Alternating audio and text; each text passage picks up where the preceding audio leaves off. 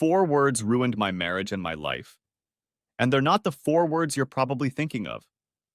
Not, we need to talk. Not, baby, I met someone. Not, our life sucks. And not even, you don't give me enough. It was much weirder and simpler than that. I came into our bedroom on Tuesday night after finishing a rerun of Law & Order on cable and was getting ready to take a shower. I often watch shows about cops and lawyers.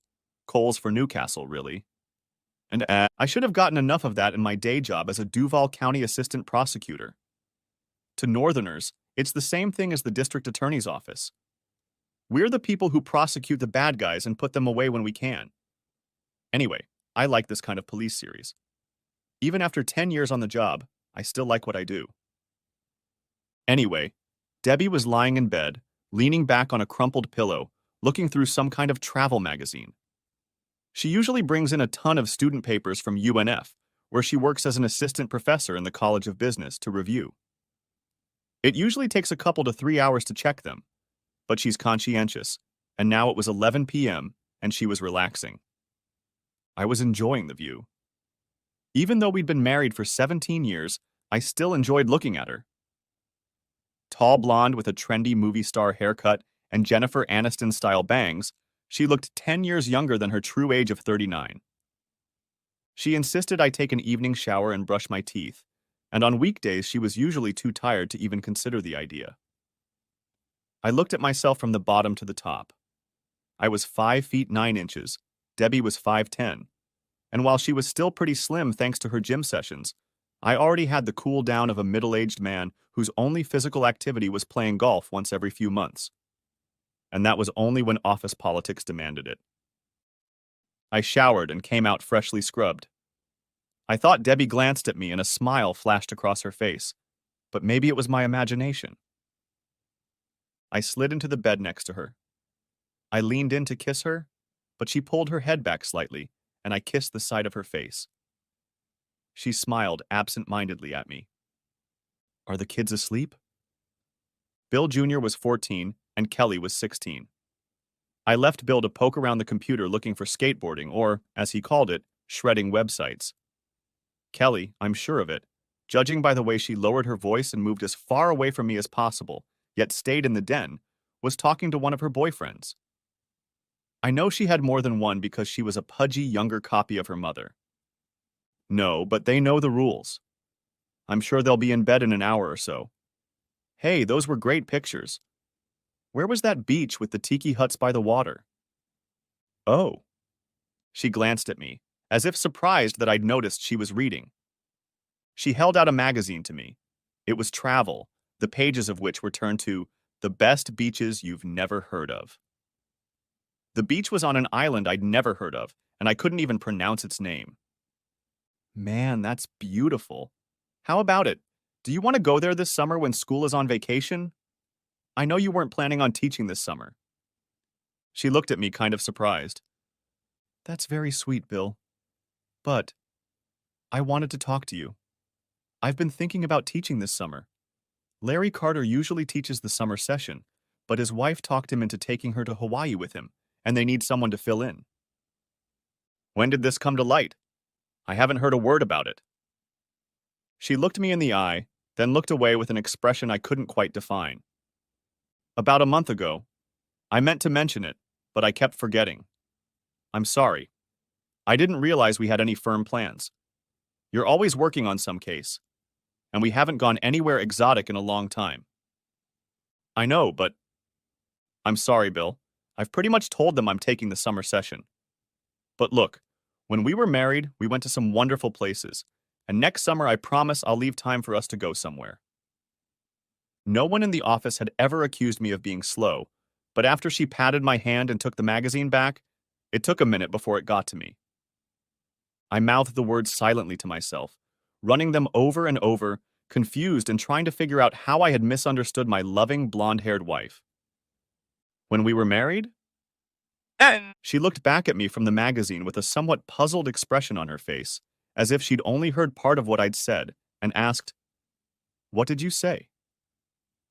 I didn't understand it, but I realized from the expression that was slowly growing on her face that a storm cloud must have formed on mine when I said slowly, with a great deal of emphasis and the beginnings of real anger.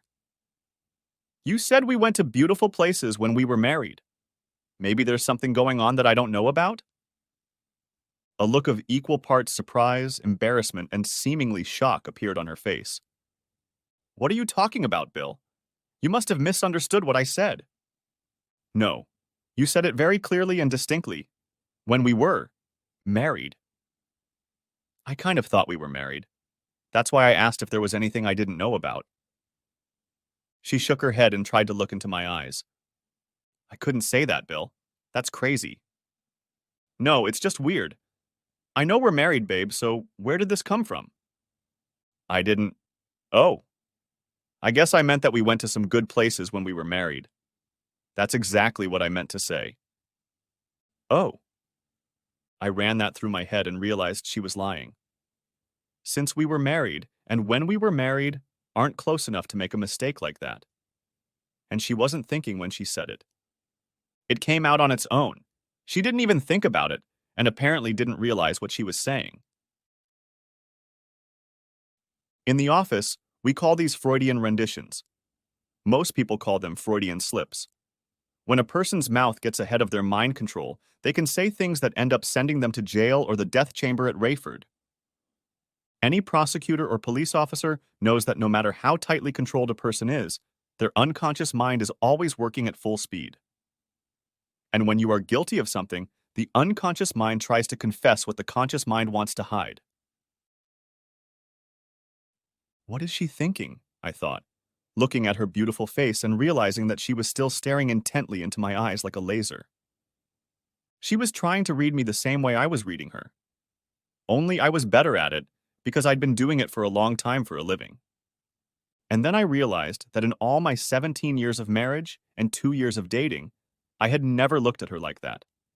The way I would look at a suspect, a scumbag, a criminal, as our brother cops called them. I didn't like the way I felt about her. I forced myself to laugh, though it turned out to be a dry chuckle. You're right, babe. Anyone can twist words. I even do it from time to time.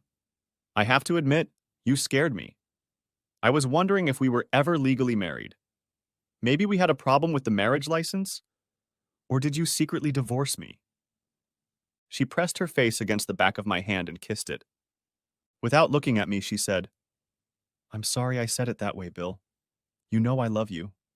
You're the only man in my life. I love you more now than I did when we were married. You're the father of my children. That's crazy. I just blurted it out and didn't mean anything.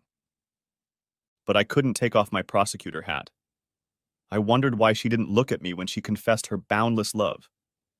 And I found myself listening and weighing her words, her tone. I listened to thousands of testimonies and thousands of witnesses on the witness stand. And I found the professional side of my mind, not my husband's, weighing her words. And over again, my mind kept coming back to the same question. It told me that when she said, when we were married, she was speaking in the past tense. That meant that in the present tense, in the present, we weren't married. At least in her mind. Or she just didn't want to be married to me anymore. Or was she planning to make herself single in the near future? Was a divorce in the pipeline?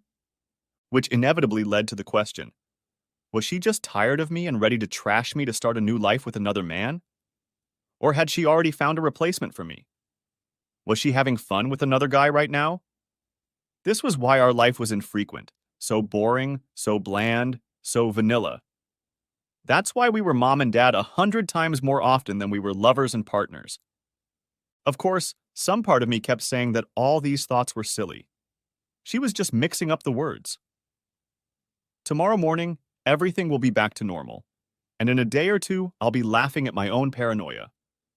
I'd just been a prosecutor for too many years, looking into the worst sides of humanity, and it had put a strain on my view of everything, even my wife and my marriage. I wanted to believe it, but everything just seemed wrong. It was a simple mistake, but why did she react that way? If it had been nothing, she would have just laughed, gone back to her reading and teased me for getting it wrong. But she didn't. She had been anxious, worried, and now she was acting unusually loving. The next morning I got up early, setting my alarm for 5. I had already showered, grabbed a suit from the closet in our bedroom, slipped out the door without stopping for coffee, and in other words, got out of Dodge while I had the chance. I hadn't bothered to turn on the lights in the room, but I could already see a dark shadow lurking under the blanket on the huge couch that is the centerpiece of our room, along with the biggest big screen TV allowed by law. Upon arriving at work, I quickly fell into a familiar routine. A wealthy trophy wife from Pontevedra, according to her lover, had staged her own kidnapping to extort $1.5 million from her elderly husband. I had to decide what charges to file.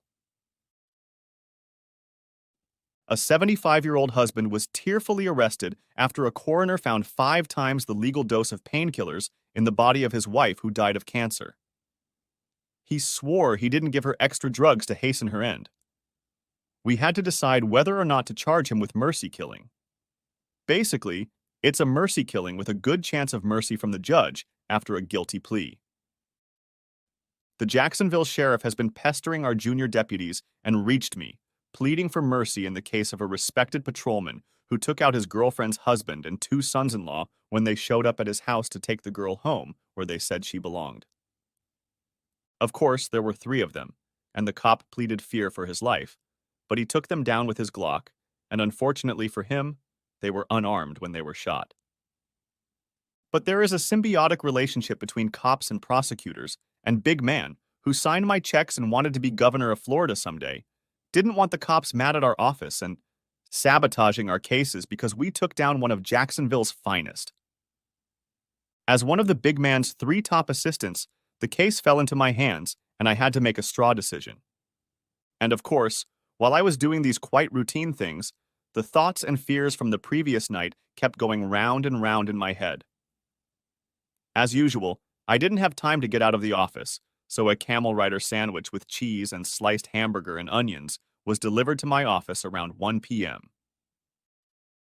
When Cheryl, my secretary for the past 5 years, brought the lunch, I told her to call the front desk and tell her that unless there was an urgent call from God in the next hour, all my calls would be put on hold. She came back into the office and looked at me expectantly.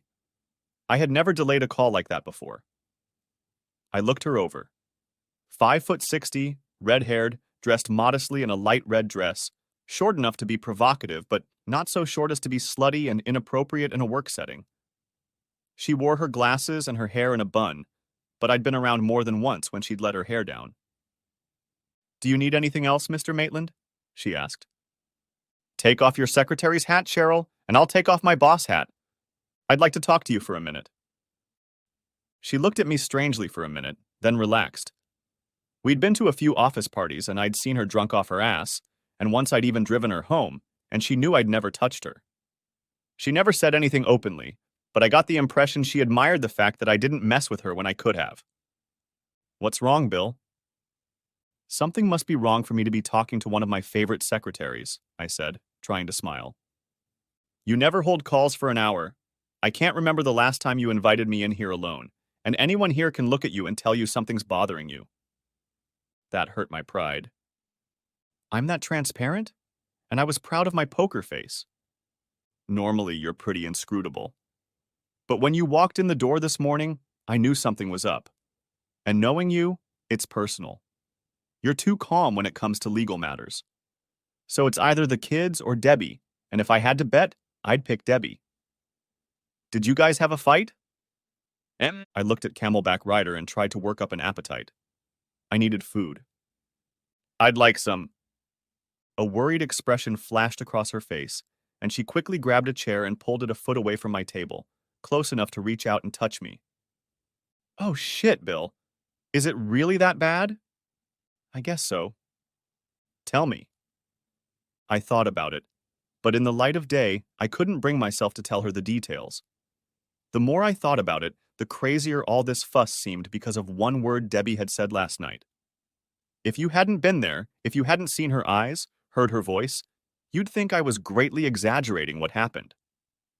We just had a fight. Over something stupid. But what? It doesn't matter. But I want you to answer me honestly. I'm going to ask you some questions. You'll be able to do that. I won't get angry or get upset. I need a woman I can talk to honestly. She licked her red lips for a moment before answering. I hate that kind of thing, Bill. You say you won't get upset, but honesty always hurts. I need brutal honesty, Cheryl. I think I've been a good boss and a good friend. And I think I've proven to you that I like and respect you enough not to do anything that would jeopardize our friendship. I wish you would do the same. She reached out and took my palm in hers. You've been a good guy, Bill. Ask away. Did you ever think, when you weren't drunk, about getting into bed with me? And whether you even like me? She stared at me for a moment. I swear to God, I'm not hitting on you, but I need to know. She lowered her gaze to the table, then looked directly at me. A few times. But honestly, I've never really thought about you seriously. You're not on my list. You're a man. I admire you. I like you. I guess the point is that I can envision us in a situation where we end up in bed. It could happen at another office party, but it will only be a one-time thing. So I'm not handsome? She stared at the desk for much longer this time before raising her eyes to me. You're not handsome, Bill. I'm sorry. You're a little overweight and flabby and your hair is falling out, and no matter what women say, it's important. For most of us, baldness is ugly. In the courtroom, you're a tiger, and professionally everyone looks up to you, but in the bedroom, I'd say you're just another out-of-shape middle-aged guy. She squeezed my hand, and for a moment it looked like she wanted to cry. I guess that was a little too explicit, huh? I'm sorry. I didn't mean to hurt you. I managed to smile at her, even though it hurt. What about Debbie? I want you to be as honest as you are. Is she as pretty as I think she is? And have you ever seen guys hitting on her at parties? How did she act when they hit on her? This time it took her a lot longer to answer. She's hot, Bill. What can I say? At every party the two of you have been to, guys were always hitting on her when you weren't around. I'm not surprised she's popular. Now for the $64,000 question. And this is where I need you to be honest. What does she do when she gets molested? She lowered her eyes again. I really don't want to answer that question, Bill. Please don't make me. I need to know. So here's the thing. Do you think she's with someone? I don't know, but I think she might be. I think I've been to 6 or 7 office parties you guys show up at, and that year you invited me and my date to a Christmas party at UNF. Like I said, guys are always hitting on her, hugging her. She usually just waves them off, puts their hands where they belong, makes them laugh and walks away. She's pretty good. A few times, very few, I've seen her seemingly pretty good snuggled up in a corner or in the hallway. But Bill, to be honest, unless you want to walk around with a cattle prod, most women have experienced that. That's why you wear stilettos. They're great for cooling off overly hot guys. I've never seen her lose her temper to the point where it seemed like some guy might talk her into leaving a party with him. I can't say for sure that she didn't do anything wrong, but I've never seen her do anything that would cause her to be divorced. And that's what we're talking about, right? She reached out to take my hand again and squeeze it. She's a very beautiful woman. She may be cheating on you, but if she is, she's being very careful and selective, and I don't think so. It's just an impression. I leaned back in my chair and took a deep breath.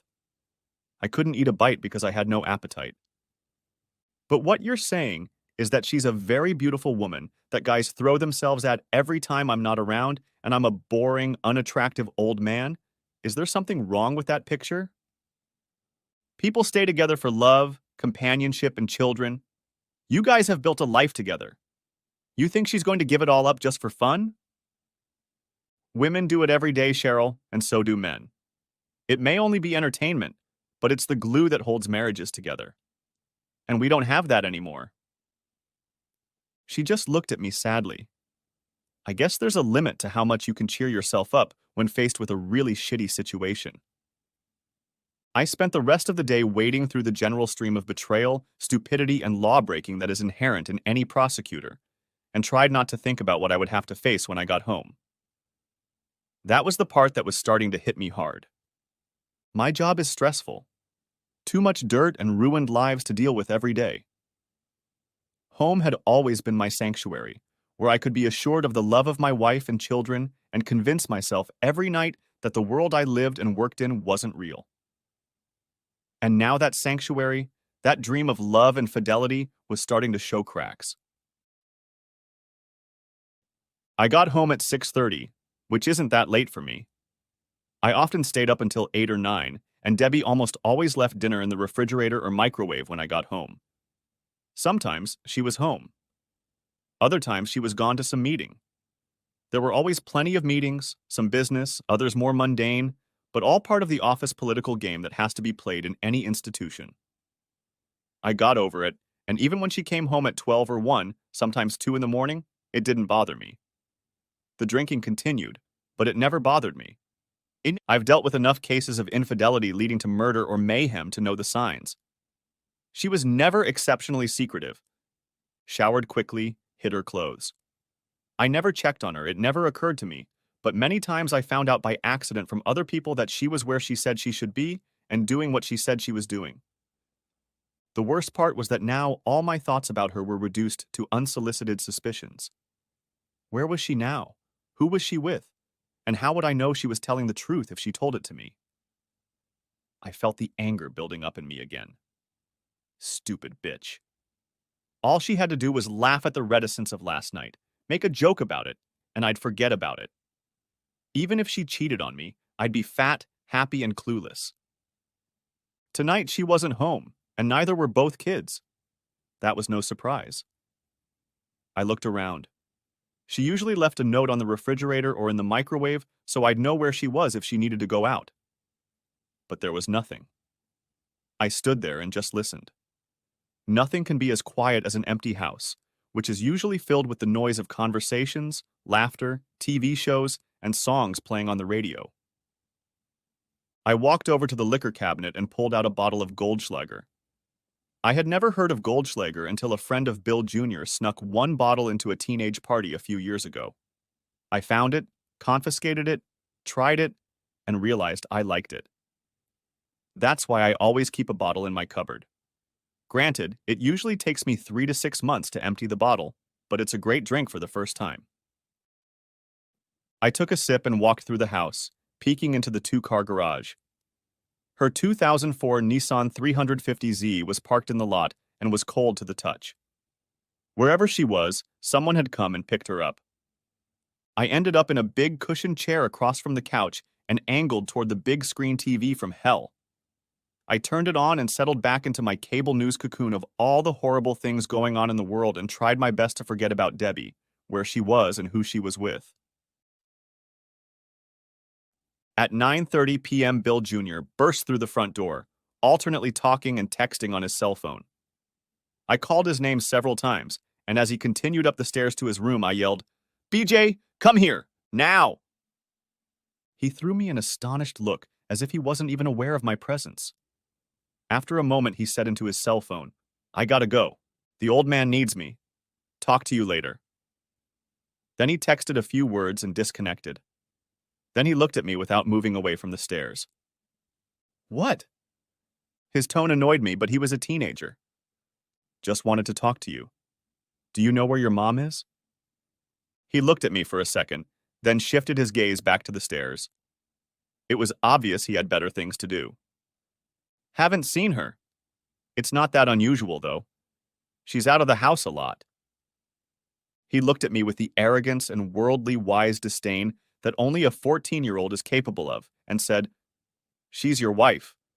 Why don't you know where she is?" I could have done what my old man would have done at that moment and smacked him upside the head, but my old man was a 6, 2-inch, 240-pound West Virginia miner, and he lived in simpler times.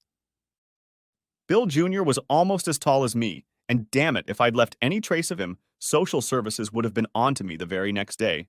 I'd have been arrested, and my sketch would be on the front page of the TU with the headline, "Top SA Aide Arrested for Child Abuse."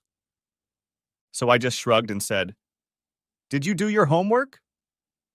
He was about to turn away and ignore me when I said, "You walk up those stairs without answering that question, and you'll be grounded for 2 weeks." He stopped, turned around mid-step, and looked at me like I was some grotesque insect crawling out from under a rock. "You're not going to—" "Try," I said, using the tone I used to inform opposing counsel that the deal I was offering would be off in 30 seconds. "Mom doesn't—" "What Mom says is irrelevant, and you can tell her that's what I said. You answer my question or forget about running with your friends for 2 weeks. And if I have to come home early for 2 weeks, I will." He took a deep breath. "I have 20 pages of English and 2 pages of algebra problems to read." "Okay, go upstairs and start studying." He turned but said loud enough for me to hear, and he could plausibly deny, "God, what an asshole! No wonder Mom takes so many walks." He turned to look at me slyly, and I just smirked. I think that's what pissed him off. The next time I heard a car in the driveway, I got up from my chair and looked at the clock on the wall. 11 o'clock at night. I walked out to the house and looked out the window at the driveway. A sporty 2-seater model Audi pulled into the circular driveway. The car stopped for a moment. I made out 2 figures inside. Then the one with the long hair leaned in for what may have been a kiss, a brief kiss, but a kiss, and the passenger side door opened. As I expected, my blonde-haired wife stuck her long legs out and stood up. She leaned over to wave goodbye to the driver, and in that instant, I saw a young, dark-haired guy behind the wheel. I wasn't sure, but I thought it was another assistant professor in the business department. As Debbie walked toward the house, I was sure she didn't go to her teaching job in that outfit. Not a teacher's outfit. So she came home and changed her clothes, assuming she went to work, and then went out for a long night out. With what, I wondered, and with whom? But I decided I would try to be polite. I went back to the room and sat down in front of the TV, pouring a few sips of liquor into my glass and switching between Fox and MSNBC to watch the arguing talking heads. I heard the front door open, and then her footsteps entered the house. The footsteps stopped as she approached the door to the room. Without looking back, I realized she had stopped and saw me sitting there. I wondered if she was going to say something.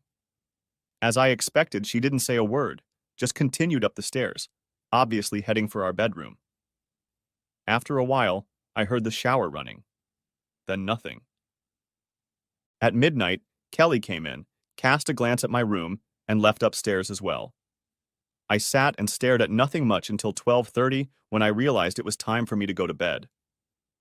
I had been putting it off as long as possible. I turned off the TV and walked up the stairs. When I got to the bedroom, all the lights were off. Only the light from the hallway showed me the figure on Debbie's bed. She didn't say anything when I walked in. I was about to say something, but then decided to hell with it. Let her start the conversation herself if she had something to say. After all, she was the one who told me she didn't want to see or hear anything from me that morning. I took a quick shower, changed in the dressing room, put my pajamas back on, and silently made my way to my side of the bed. Climbing under the covers, I stared at the ceiling for a few minutes. Next to me, I heard Debbie's slow and rhythmic breathing. She pretended to be asleep, but I could tell she was awake. Her breathing was too slow and rhythmic. I wasn't going to look at her to see if her eyes were open. Eventually, I rolled over onto my side, away from her, and somehow fell asleep. The next morning, I got up early again, got dressed, and left the house without saying a word to her. On my way to work, I snacked on an egg bacon biscuit at Hardee's. I immersed myself in my world of murder, deceit, and mayhem, and really enjoyed my work, perhaps a little more than usual. I hadn't heard from Debbie. Not on my cell phone, not on my work phone, nothing. It was like I didn't have a wife. The only thing that made me think of her was when Cheryl looked into my office for a moment and asked, "What's up, Bill?" Nothing. And what did she say? Not a word. How? When I got home, she wasn't home. She arrived around 11 o'clock in a car belonging to a handsome young professor who works with her at UNF. I think she kissed him goodnight. Then she went into the house, took a shower, and went to bed. Not a word. God, Bill, I'm so sorry, but why didn't you... Didn't want to, I guess, Cheryl. I'm beginning to think I have no doubt about what's going on here, and she should be the one to start clearing things up.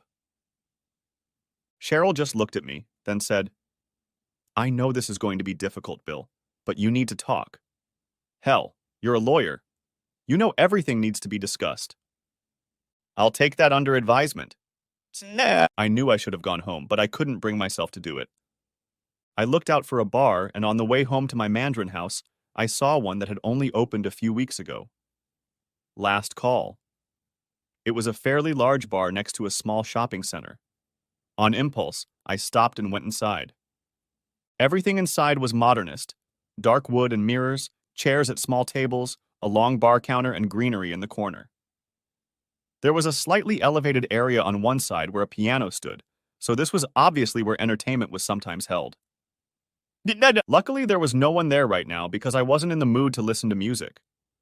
A medium-sized Hispanic man with a big mop of black hair approached my seat behind the bar, introduced himself as the owner, and offered me a free drink on the house in celebration of the first week.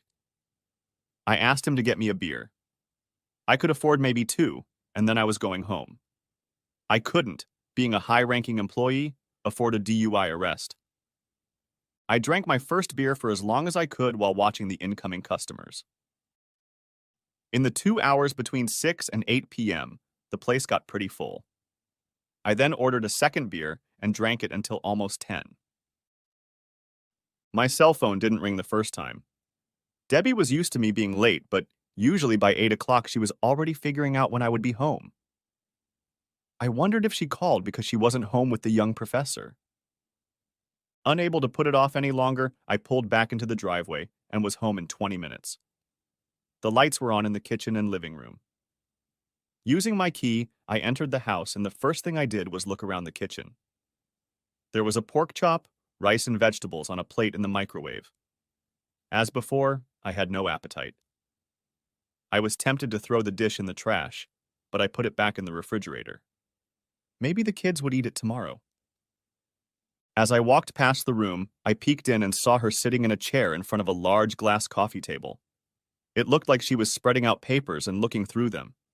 She had a glass filled with what appeared to be white wine and a compilation of her favorite Cranberries and Human League albums playing on the stereo. She didn't look back at me as I walked by, and I didn't say anything to her. I went upstairs, took a shower, and got into bed. I don't know why, but I suddenly felt tired. I think I fell asleep before my head even touched the pillow. When I woke up in the morning, I was alone in bed, and it didn't look like she had been in it all night. I peeked into the room, about to leave the house, and saw her curled up on the couch. She was still wearing her blouse and a skirt similar to the one she wore to work. She was wrinkled as hell. As I stood next to her, she suddenly lifted her head, shook it slightly, and opened her eyes, looking into mine. I think we were both equally surprised. A moment later, I walked out with my briefcase, got into my Escalade, and drove to work. It was Friday, and we were preparing for the trial that was to begin the following Monday with jury selection.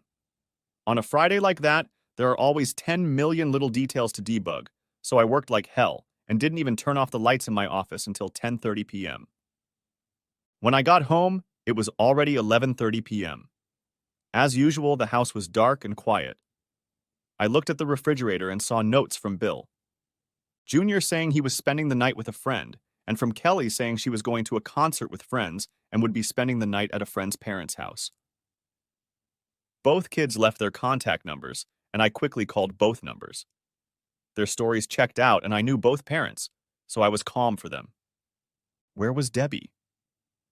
Her Nissan was gone. I walked past the room and up to the bedroom. She was nowhere to be seen. I began to ponder why this surprised me, and for the first time, I wondered who I could turn to for a divorce if things had turned out this way. I shook my head, realizing what I was thinking. A divorce a few days after one fight? What the hell had happened? I almost reached for my cell phone to call her, but then I stopped myself. I knew it was stupid, but I couldn't bring myself to dial her number. I hadn't done anything wrong. She was the one who had instigated the whole thing, and then made it worse with her damn incredibly suspicious reactions. Maybe I shouldn't have accused her of cheating, but damn, you'd have to be a complete idiot not to wonder what was going on after she acted like that. She was wrong. She was grossing me out. She went out with people I didn't know, drove home with young men I didn't know, made out with them. She was friendly and wonderful with everyone except the poor slob who had worked hard for 17 years to provide her and the kids with a good life. I wasn't the one who had to make the first move. Tonight I didn't even have to think about what to do. I barely had the energy to get in the shower, wash off the dirt and sweat, yes, even lawyers sweat during a long day, and get into bed. Once again, I momentarily passed out. I had one of those moments where you don't realize where you are when you first wake up. After a few seconds, I realized I was in my own bed. But something was strange. And then it came to me. I was alone in bed. I looked at the alarm clock on the nightstand. It was 10 o'clock in the morning. I looked around the bed. She had never laid in it. I rolled off the bed and headed downstairs. Maybe she came in late and slept in the room.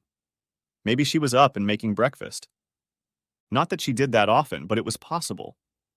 The house was bigger, quieter, and emptier than it might seem.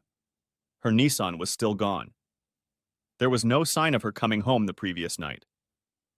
I looked around the house 3 times, but that didn't change the facts. I tried to remember if anything like this had ever happened in our 17 years of marriage. I knew it hadn't. 1 fight, 4 short words, and it seemed like our marriage was crumbling like a sand castle being reclaimed by the tide. Could one really be so blind as to go months or even years without seeing all the signs? I could have started calling people. But I was a prematurely aged, unattractive, uncomprehending husband whose wife was spending the night out of the house without telling me where or what she was doing. To hell with her. I got dressed and headed to the nearest Waffle House. All of their specialties were health hazards, but I loved their fluffy omelets, and right now I didn't care about watching my waistline. I guess it was too late for that. It was almost noon, and I was washing down the last of my omelet and crispy bacon with my 4th cup of coffee when my cell phone rang. I answered it automatically, figuring it was one of the kids. Bill. I swallowed the last sip of coffee and replied, "Hi, Roy." Roy Bascom was my father-in-law. We always got along pretty well. He owned a tire store in Northside and also rented out a few houses. "Hi, Bill. I tried calling your house, but I didn't get an answer." "I'm not there." "Yeah, that's what I thought." "Bill, I just wanted to call and let you know. Debbie is at our house right now." "Debbie, that's interesting. I used to know a girl named Debbie. We were talking about the same person." There was a rather long silence, and then, "She told us that you guys were having some trouble and that you might have been upset when I called you. But I didn't want you guys to worry about where she was." "Why would I be worried, Roy? Just because she doesn't come home all night and leave me no word to let me know if she's dead, alive, or having fun with a dozen guys somewhere? You act like I actually have a wife or something, not a woman who spends my paycheck and then goes off with other men." "Bill, stop talking like that. You're talking about Debbie, your wife, our daughter, the mother of your children. You know she isn't running around on you." "Do I know, Roy? How would I know? She's away from home a lot, and I only know what she says about what she does. And the night before last, I saw a young fellow she works with drop her off at 11 o'clock at night, and she kissed him goodnight." "Did she tell you about that? By the way, what time did she arrive at your house last night?" "Gosh, I think I figured out what she was worried about. She said you two had a fight over something stupid, and you accused her of cheating on you and haven't had a word to say to her since. And you're wrong about her kissing someone. She told us about that meeting. It was a college meeting, and the guy who gave her a ride was a friend of hers. She was picked up by a woman she works with, but she had an emergency and had to leave early, so the guy you saw volunteered to drive her home. There was no kissing. As for when she got here, Bill, she came straight from school at 5:30 p.m. and was here all night. Unless you think we're lying for her. Have you really gotten that far? Roy, she's your daughter, and I know you'll support her. Although, I think after knowing me for 19 years and being a good husband and a good father to your grandchildren, you might give me a bit of a head start. And if she was going to see you, why didn't she leave a note? Or didn't call? Or do anything to keep me from waking up in the morning and finding out she'd spent the night with someone else and starting to think seriously about how we're going to divide our assets? I felt anger begin to rise in me, a black tide, and I tried to keep my voice calm. Come to think of it, if she's so concerned, why the hell isn't she talking to me right now? Why does she have to make my dad call me? After a moment, he said in an apologetic tone, I know she was wrong not to let you know her whereabouts, Bill. I told her she should have. And she's not picking up the phone because she doesn't want to talk to you. I have to tell you that I've known you since before you were married, and I've never seen her like this. She's so angry with you. I think you really hurt her when you accused her of being unfaithful. I don't know. I don't know if I can take those words back. I took one last sip of my coffee. Okay, let's see if I got this right. She said some words that upset me, but I have to deal with it. And I said some words that upset her, and she's acting like the marriage is over because I said them. Is that true? When he didn't answer, I said, Okay, if you could, give a message to your daughter from me. Tell her that if this is how she feels, I don't care if she ever comes back. Oh, and don't forget to give her this. Word for word, screw you. I disconnected before he could respond, though I doubted he would. I leaned back in my chair and thought about the call. In a way, I was relieved. She hadn't had fun with her UNF buddy last night. But hell, she could have done that any time if she wanted to. And staying out all night and purposely leaving me in the dark was not what a loving wife was supposed to do. I leaned back in my chair for a moment and thought about what I was going to do today and Sunday. Usually I would stay home, watch TV, maybe do a few things on my list, go out to eat, or do a little shopping with Debbie. I could have gone back to the office, but suddenly I realized what I wanted to do. Plus, I had the added advantage of staying in the house if Bill or Kelly came back. I drove home and sat down at the large desktop computer I was using in the small study adjoining our bedroom. I ran a slave spy program that I installed on all the computers and laptops in the house. Since we used DSL, all signals sent or received on any computer were copied to the slave program. I knew my passwords, Bill Jr. S. and Kelly's passwords, so I just deleted them, and any remaining ones, even without knowing Debbie's passwords, automatically became her passwords. I had all day, so I went back 6 months and started scrolling through messages from and to her. Since she was a professor, there were tons of messages from students, other professionals, the university, and a few from friends from her college days. But nothing out of the ordinary. I didn't pay attention to them at first. I was habitually scrolling through the messages when I thought the name in the message addressed to her sounded familiar. I took a closer look at it. Lancelot 4. You. The message I was looking at was from 3 months ago, and it simply mentioned a meeting that had been canceled for Tuesday night. Lancelot said he knew she was leaving early, and the chairman asked him to contact her so she wouldn't make a useless trip. It was nothing personal. But I started leafing back and found more, from him to her and from her to him. Messages about lesson plans, appointments made or canceled, office politics, just greetings. Every now and then she'd tease him about the hot date he was going on this weekend and tell him to be careful if he couldn't behave. The closest I could get to something personal was that in one email, he told her that he didn't need to be careful if she went on a date with him because he knew she was a good Christian housewife. But in her very next reply, she wrote back to him, Lance, don't even joke like that. That's how nasty rumors get spread. Let someone at the office or someone at my house see this, and they won't know we are just good friends. You know you can't tell the tone of a person's voice from a computer screen. I know you're joking, but my husband wouldn't do that. I would die, God, if he ever thought I was flirting with you. And in the next, he wrote, I'm sorry, Deb. You know I would never do anything to make you embarrassed. I wasn't thinking. You and I both know you're the most beautiful woman on this campus, but I don't mess with married women, and I know you love your husband. from what you've ever told me. I won't be teased like that again. I thought about what I had read. It was completely innocent except for the first flirtatious hint, and she immediately blew it off. I didn't know why, but I was sure it was the same dark-haired young man who had given her a ride to our house that evening. Though outwardly innocent, perhaps it was my dark prosecutorial heart digging for dirt beneath the innocent words. I sensed a friendship beyond the usual co-workers, at least on Debbie's part. And Lance wouldn't be the first bachelor to swear to a hot married woman that he would never get involved with a married woman, until she was in his bed. So I continued to read on.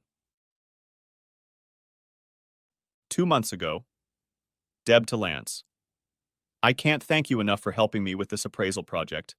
Without your help, it would have taken me another month, and you get nothing out of it but my thanks because it goes under my name. I feel bad about taking advantage of your good nature. You should be out dating and chasing young girls, not spending hour after hour doing the work I should be doing at home. But if I tried to do it all myself, I'd never see my kids at all.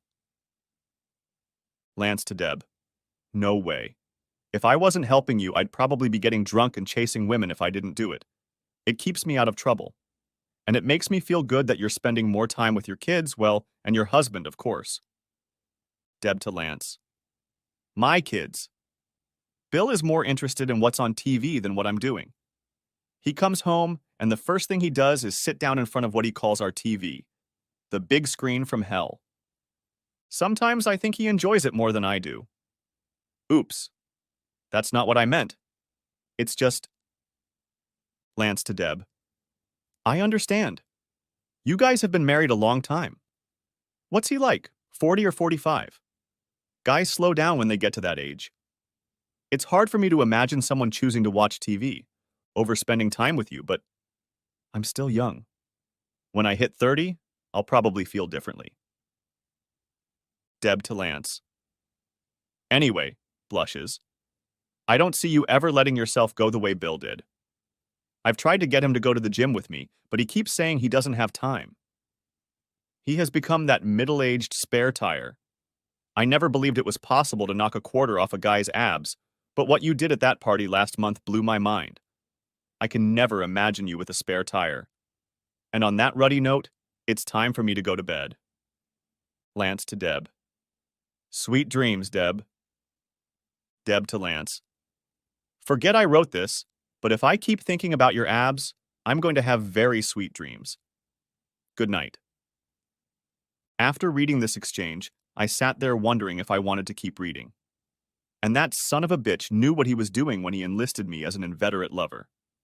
And my sweet, loyal wife, instead of defending me, basically told him she wanted his abs, not my middle age. I kept reading. 1 month ago, Deb to Lance. I'm sorry I didn't get a chance to talk to you today. I've been busy. I'm really enjoying our lunches. Honestly, the day doesn't seem as fun when we can't get together for an hour or so. But there's always tomorrow. Have you heard the latest hot gossip? Lance to Deb. I've missed you too. Don't take this the wrong way, but you know you're eye candy. That's what the kids call it. Even if we're only friends, I still love looking at you. I'm a pig. I admit my guilt. And as for gossip, I assume you're talking about Professor Amarilla and Coach Johansson? Deb to Lance. Yeah, imagine that. In his office, no less. They say her husband barged in on them in the middle of... You know. I've met her. She's pretty, but she's old. She must be in her 50s, and Johansson is only 35 or 40?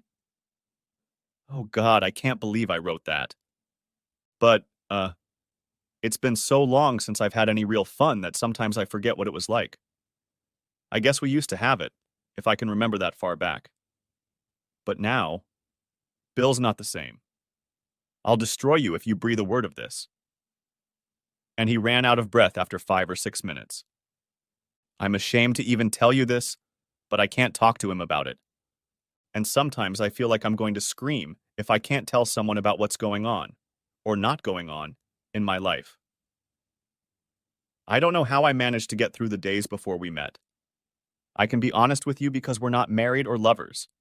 We're friends, and a friend is what I need right now. Lance to Deb. You know you can tell me anything, Deb. I'd like to help you. I mean, physically. Do you think you can go on like this forever? Deb to Lance. What choice do I have? We've been married for 17 years. We have 2 children. He's done everything he can to make me happy.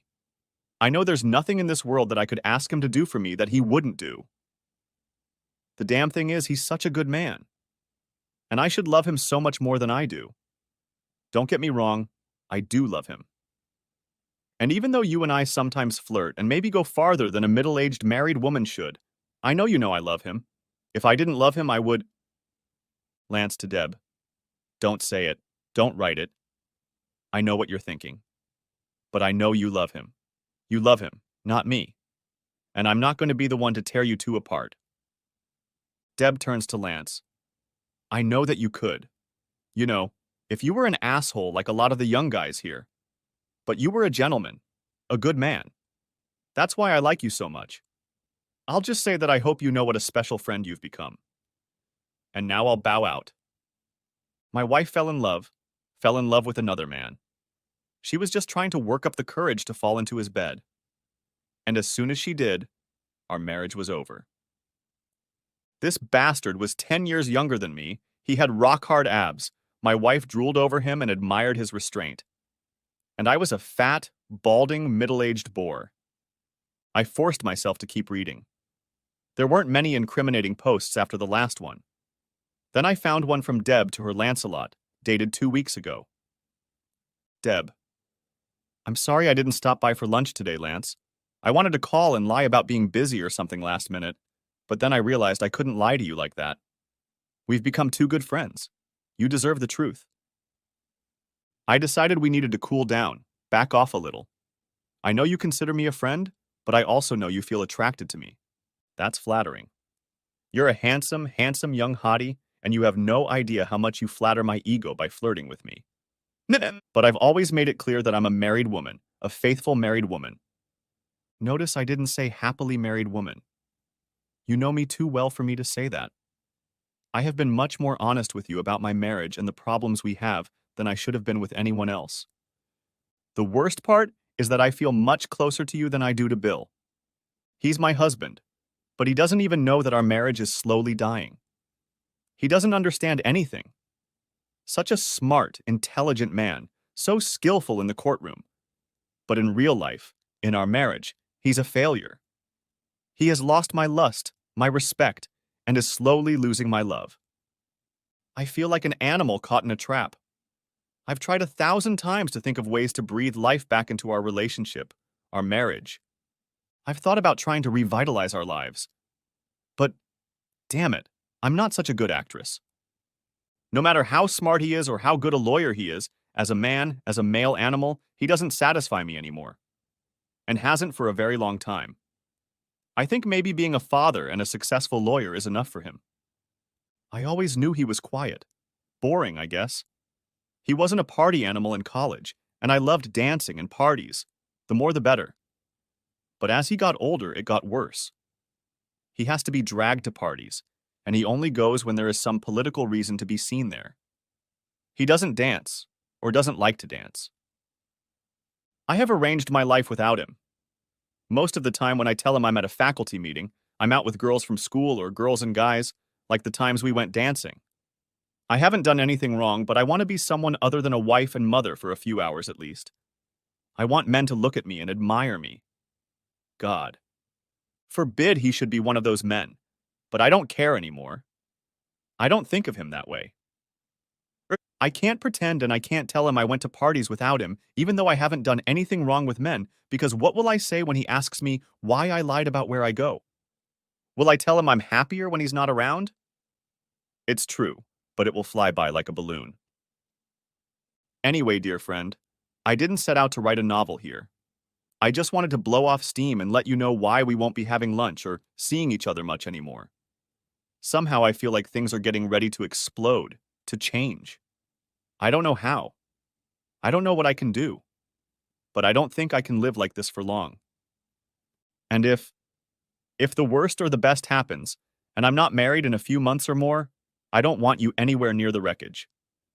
I don't want anyone, not Bill, not my kids, not our friends, to suspect that our relationship, our friendship, had anything to do with my marriage falling apart. Because it didn't. You were a gentleman and a friend when I needed a friend. You will always have a piece of my heart, and if things work out with Bill for me, somehow, I will never forget you and hope you live a happy life. Always your friend, Debbie. I must have sat like that for hours, because the next moment the quality of the light coming in from outside changed. I glanced at the clock. It was 6 in the evening. I don't even know what I'd been thinking about all those hours. I must have been imagining how my life would turn out. I was thinking about what it would be like to come home to an empty house or apartment when Debbie would be with another man. What it would be like to see my children only occasionally, and I wasn't even sure that was going to happen. What would it be like to lie in bed and be alone for the first time in half a lifetime and not hear her breathing next to me? How will I go grocery shopping just for me? Little things, but 20 years later, they were just as important. She was a part of my entire life, and losing her was like ripping out and tearing off a part of my body. Because now, I had no doubt that there would be no us in the future. There would be no Maitland family living in a cozy house on the Mandarin. That was already in the past. And now I knew why, in her mind, our marriage was already part of her past. Somehow I forced myself to come alive again. I printed out copies of all the letters from and to her over the past 6 months, including the corresponding letters to and from Lance. Not that I needed them for any legal reason. Adultery is not a factor in divorce today, at least in Florida, where no-fault divorce has been the law of the land for over a generation, and she could even claim that she hadn't had an emotional affair with another man. I could argue that it was an affair, but so what? She obviously didn't sleep with this guy, have fun with him, maybe kissed him a few times. It didn't make any difference. I knew I had to tell her about those letters. Make her admit that she had fallen in love with this guy, or at least fallen out of love with me. But then again, so what? If she admitted it, what would it change? I'd lost her. Oh, I could fight to get us into counseling, to try to slow things down enough to give me a chance to win her over again. But who was I kidding? With what I knew now, counseling wouldn't change anything. And I thought she'd just laugh if I tried to play the stud in bed. Every time I was with her, I mentally pictured her lusting after Lance's flat abs and comparing them to my old man's belly. By 8 o'clock that evening, neither Bill Jr. nor Kelly had shown up. I called the houses where they were staying and was told their mother had picked them up. Apparently, she had taken them to her parents' house to spend the weekend. Oh, that's great. Now I would have a free apartment.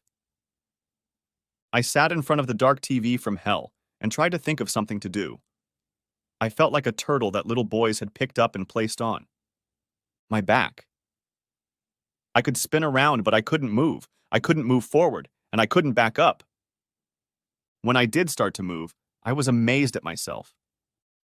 I went upstairs to our bedroom, pulled 2 suitcases out of the closet, and began methodically putting pants, shirts, shoes, coats, and miscellaneous articles of clothing in them so that there would be enough for a couple weeks and I wouldn't have to wear the same things twice.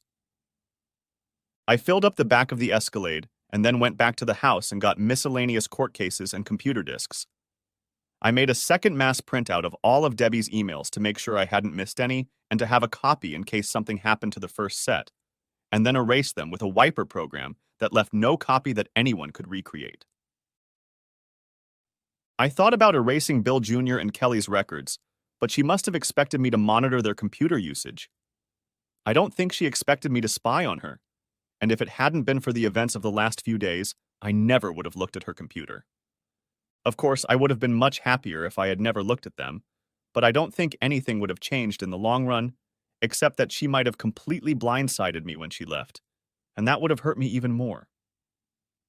The last thing I did before I left and locked myself in was go into the bathroom. With the help of Vaseline and a strong torque that peeled away the skin underneath the ring, I managed to get my wedding band off. I had gained so much weight over the past almost 20 years that my knuckle was swollen and the flesh of my finger was almost clinging to the metal. But without much bloodshed, I managed to get it off. Taking a sheet of blank paper from the copying machine attached to the main desk, I scribbled a few words on it. Then I put my ring and some of my blood on it and closed the light in our bedroom. I closed the house behind me. I turned off all the lights, and all that was left in the house was the dark bulk of the building. I had lived in it for almost 10 years with my wife and children and never thought I would return. As I drove through the dark night streets toward downtown, I tried to figure out how I felt, but I was just numb. I drove downtown, past the courthouse and legal complex on the St. John's River, past the sheriff's office, which everyone but the sheriff called Cop Shop, drove 2 more blocks and turned onto the riverside of the road. There were some very expensive riverfront condos here, and our office rented one of them all the time in case any of the sheriff's deputies, witnesses, or anyone else needed to stay late. As one of the 3 senior deputies, I kept the condominium key on my key fob and let myself in. I looked at the doorknob, which I opened with my left hand. Damn, it was covered in blood. I must have lacerated my ring finger a lot more than I thought when I took it off. I went to the bathroom, washed my finger, found a bottle of rubbing alcohol under the sink, and swore for a few minutes, pouring copious amounts on my scarred flesh. Then I went back to the car, unloaded, and finally threw my body on the bed.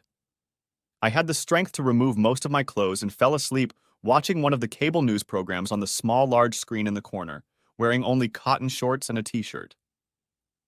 I listened as they described the machinations of the cardinals in Rome, who were trying to take the place of the revered Ion Paul II, who passed away earlier this month. As my thoughts drifted away, I was strangely comforted by the realization that politics was still everywhere. Even in God's holiest city, Arabs were still killing Jews, robbers were still robbing banks, teenagers were still doing incredibly stupid things, and the world was still spinning, even if my world had crashed and burned. The next morning, I came to my senses and was instantly awake. I knew where I was and what had brought me to this unfamiliar room. For a few minutes, I lay there because on one of the few occasions in my life, I needed to do absolutely nothing. I didn't have to wake the kids, take someone to church, run errands, buy groceries. I was totally free and remembered the good old rock and roll line from the 70s, Me and Bobby McGee. Freedom is just another word for having nothing to lose. When I heard that line in the 90s, it was still a great line. Heck, Janice didn't doubt it. I was familiar with the feeling. I was completely empty, completely alone for the first time in 20 years, and completely free. I wanted to go somewhere or do something. I thought about calling someone. But I realized I didn't have any friends. I had coworkers, guys I worked with, but no one I would go out drinking with. Like Debbie said, all I did was work, come home, watch TV, and enjoy my family. To that, all the friends we had were Debbie's friends from university. And it would have been damn strange for me to call any of them. There was also my mother and stepfather. They lived a little further south, in the suburbs of Orlando, in the center of the state. But I'd be damned if I wanted to hear sympathy and pity in their voices when I told them I'd broken up with Debbie. I also didn't want to explain the reason for the breakup. Eventually, I showered, shaved, went outside, picked up a breakfast sandwich at Burger King, rode around downtown, sat on a bench on the riverfront watching the Sunday boaters plying the St. John's, and felt like the only person on earth. I thought about calling Cheryl, but that would have been intrusive. It seemed to me that she had just met a new guy, and I would definitely be a third extra. Somehow the hours slowly dragged on until 9 o'clock at night. I ate a steak at a steakhouse downtown, called a couple of assistants who had to run the business the next morning to make sure they were ready to open, and then went back to the apartment to watch. What else? Cable news. At 9:15 p.m., my cell phone rang. I always keep it charged and always keep it with me. That's the first rule for police officers and prosecutors. You must always be available, 24/7. I almost didn't answer the phone when I saw Debbie's ID pop up, but I still answered, "Hello? You son of a bitch?" "Well, hi. I love you too." She seemed to be panting, trying to find the right words to pounce on me. You good-for-nothing crazy bastard. Damn it. How could you... How could you pull a stunt like that for Bill and Kelly to see? It's enough that you showed me how crazy you are, but they're kids. What's wrong with you? Slow down and take a deep breath, honey. You won't get a stroke. You're just a sick son of a bitch. What? You have no decency. What are the kids supposed to think? I take it you're talking about my ring? Yeah, you go crazy over a few things I say and call me a whore. And then when I go away to my parents for a few days, you leave me. You take out your clothes and stuff and leave your damn wedding ring where everyone can see it. How could you? I'll have you behind bars, Bill. You're out of your mind. Did you read the note? She nearly lost her senses and screamed into the cell phone so shrilly I had to hold it to my ear. You bastard! Asshole! Bastard! I don't even know who you are. That's okay. I don't know who you are either. But did you read the note? You think it's funny? It's supposed to make your life easier. Like I'm the one who wants out of this marriage, not you. I wasn't the one who spent the night out of the house without alerting me to my whereabouts. I wasn't the one who took the kids to spend the weekend with your parents without alerting me. I wasn't the one who made out with a friend as he drove you home, no matter what bullshit you told your parents. I didn't know why I hadn't rubbed her nose in the letters I'd found. I knew she'd freak out, accusing me of spying on her and not trusting her if she found out I'd tapped her laptop. But even more important was the fact that I hadn't gotten a single honest word out of her lying mouth in almost a week. I found out that the woman I thought I knew was some stranger. Let her hang herself with her lies, lies of omission, or even outright lies. Maybe it's the prosecutor in me talking. There's nothing sweeter than catching a hostile witness or defendant in a lie when you let him or her twist and tangle in a web they can never get out of. How the hell did it come to pass that I tried to entangle my own wife in a web of lies? I almost hung up the phone. It would have been better to walk away, to forget the woman I'd loved for half my life, than to prove to myself that she was a lying, traitorous bitch slut, unfaithful wife. The worst name I could hang on any woman. But damn it, she wouldn't stop lying. I shouldn't have left without calling you. I'm so sorry. I was so mad at you. But about that kiss? Dad said you told him that story. It never happened, Bill. Douglas was kind enough to take me home. I never touched him, never kissed him. It all happened in your sick imagination.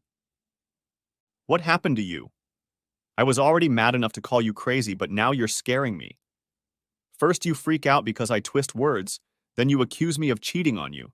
Then you imagine you saw me kissing a nice young man who would never even think of touching me. That's unreasonable, Bill. I almost called Douglas Lance, but that would have given the game away. I wondered if it was a pet name referring to his spear that he wanted to bury in her. So this guy, Doug, how close a friend is he? There was a long silence. Doug is an assistant professor in the business department. He came in about a year ago. I have to date him because I've been assigned as his mentor. They pair all the new hires with experienced professors. We've had lunch together a few times. I've danced with him a few times at events, but I don't think you've been to any of them. You know how you hate most parties and events like that. Even if you were there, I would still dance with him. You hate dancing and he's pretty good. He's a nice boy, but no more than that. I'm more than 10 years older than him, for God's sake, and I've never kissed him. Is he a good friend? Bill. He's a friend. We talk sometimes and work on projects together. But he's no more a friend than half a dozen other male and female professors on our staff. Are you going to start obsessing about Doug now? Not if you say he's a casual friend. But why are you dressed like that? Not exactly professorial attire, is it? There was a long silence again. Okay, that was a bit revealing. But Bill, I'm not 75, only 39. I'm still a young woman. Not that I want men staring at me. I don't flirt with guys. I don't have affairs. But I'm not dead. You've never worn that outfit to any event I've attended. Oh God, Bill, do we have to talk about this? Why not, Debbie? Don't all the self-help books say that couples should be honest with each other? That they should discuss their problems? If I'm paranoid and obsessively jealous for no good reason, why can't you answer a simple question? Why do you wear revealing clothes, flaunting your gorgeous body when I'm not around? Can't we talk about this when you get home? I'm not sure I'm coming home. A very long silence. Why the hell am I squirming around trying to hold on to you when you obviously don't care if we continue to live as a marriage and as a couple? You don't notice what I wear or when I change my hair. You haven't taken me on a date or gotten me drunk in 10 years. I wear these clothes for other men because I want to remember what it's like to be desirable to men, and indeed any man. Is that honest enough for you? This time, for the first time in days, I thought she was being honest. And what did that say about me? Suddenly, I had nothing to say. I'm sorry, Deb. I'm sorry for everything. I know she didn't understand what I said because she didn't know that I had secretly peeked into her heart and soul and learned the secrets she had kept from me. She didn't know that I was apologizing for letting myself grow old before my time, for not preserving the passion of our early years, for allowing myself to be more involved in my work than in my wife's life. I was apologizing for letting her love slip away until she belonged more to another man than to me. So, are you coming home? Why not? Because she was still more in love with another man than she was with me? Because I still didn't stand a chance in a competition with Lance to win her love or loyalty? No, Deb, I don't. It's not that I'm mad at you, but I just feel like maybe we need to be apart for a while. After a long moment of thought, she said, Okay, Bill, but someday, you're going to regret it. You'll hate yourself for what you're doing now. Maybe. Kiss the kids for me. They're too old for that, but you probably haven't noticed. And that should be you. She hung up. I turned off the TV and lay on my back, looking up at the ceiling, flooded with moonlight from the window on the balcony overlooking St. John's. She might never know it, but I was already regretting everything that had happened in the last week. But, I corrected myself, it hadn't lasted a week. This shit, this rot in my life and in our marriage had been going on for 6 months now, if the emails I'd read were to be believed, and honestly, the rot was much further away. Monday came as usual. There were no big cases, just cases. Murder, manslaughter, and a guy at the naval base in Jax who, in a fit of anger at his wife, had taken their little 8-month-old daughter, who wouldn't stop crying, and shook her until her skull began to hemorrhage into her brain. But his parents had plenty of money, and they spent it to buy a lawyer in New York to teach the North Florida hillbillies a few new legal tricks. There was a separate first of 3 trials of drug-dealing brothers who tried to teach a rival a lesson to stay off their turf by showering his north side home with bullets, and managed to kill an 8-year-old boy who had thrown himself on his 2 siblings to save them and was shot in the brain for his bravery. It was almost in vain. They were all going to a cell. Not such an unusual week. But motions had to be filed, jury selection had to begin, witnesses had to be calmed or made to strain their spines. As usual, the days stretched endlessly, and the nights were short stops to rest and continue the next day's work. I didn't do courtroom theater. My job was to make sure everything ran smoothly. One afternoon, in between 2 crises of crushing importance that would be forgotten by the next day, Cheryl trapped me in my office. I was told you were staying at River? You moved away from Debbie? And from your kids? Stuff happens. She closed the door behind me. Bill, what's going on? Too much to tell you in the middle of a workday, and there's too much I couldn't tell you anyway. There's no separation at all. I just wanted some time apart to give us both a chance to catch our breath. You know how often when you go away, you never come back? I don't know if that will happen. You should have said it would never happen to us. When I didn't answer, she just shook her head. God, I hate to see another marriage go down the drain. Don't do this, Bill. I don't know what you're thinking, but don't walk away from your marriage without fighting for it. Jesus, you're a goddamn pit bull in a courtroom. I've never seen you give up. Don't let her go. Don't let them go without a fight. There can't be a marriage without 2 people who want to stay married. And that's all there is to it, Cheryl. Open the door and get out of here.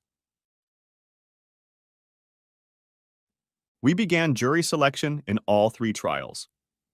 The New York kid virtuoso played enough tricks to please the mom and dad paying for their son's defense. I thought the money was wasted, but he was their son. If I had raised a scumbag like him, I probably would have fought just as hard.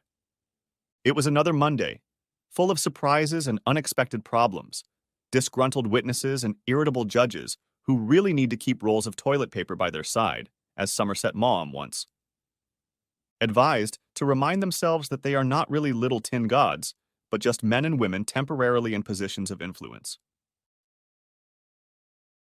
At 7 p.m., I was about to finish work when my cell phone rang.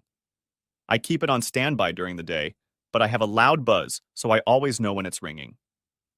Bill, what the hell is going on with you? I'm not sure I know how to answer that question, Roy.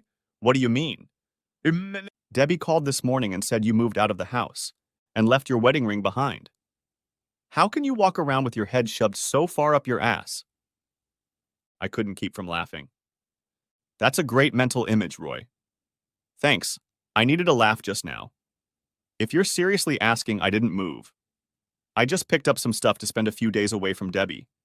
Things got, too stressful. I'm afraid I might say something to her that I don't want to. You know, something you can't take back or forget. So I'm just giving us a break. He was silent for a moment, then said in a calmer tone, Bill, I've known you for 20 years. I'll admit, I didn't think you were the best husband or father in the world. You let yourself get physical, and when you're married to a woman like Debbie, that's stupid. I've thought many times that you spend too much time in that damned office and too little time with Deb or the kids. Marriage isn't a house where you pop in from time to time to eat, wash clothes, or spend time in bed. You can't put marriage on autopilot and forget about it. I'm older than you, Bill, and I know what I'm talking about. In order for a marriage to last, you have to work. That's the only real problem I have with you. I think you gave up on your marriage years ago. Now it was my turn to be silent.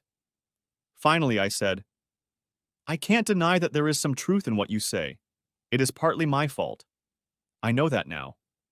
But there are other things. What? What the hell are you talking about? Something happened last week and it blew up everything in your house? What was it? I'm sorry. I can't really talk about it. It just kind of put everything in perspective and made me realize that I have to think about everything. Okay, you don't want to talk about it. I love Debbie and the kids. I even like you, even though I think you're being a jerk right now. I'm asking you a personal favor, Bill. Go home. Go home tonight. Living in 2 places can't make anything better. Can you do that for me? I don't remember ever asking you for a favor. I hesitated. I still had the sickening feeling in my stomach that we had passed some point of no return and there was no going back. But I still found myself returning at 8:30 p.m. to the house I had left with no intention of going back there. The stereo was blasting from Bill Jr. A.'s room, and as usual, Kelly was probably not home yet. As I passed the room, Debbie appeared in the doorway. She was wearing shorts and a light blouse over her bra. From the look on her face, she wasn't expecting to see me.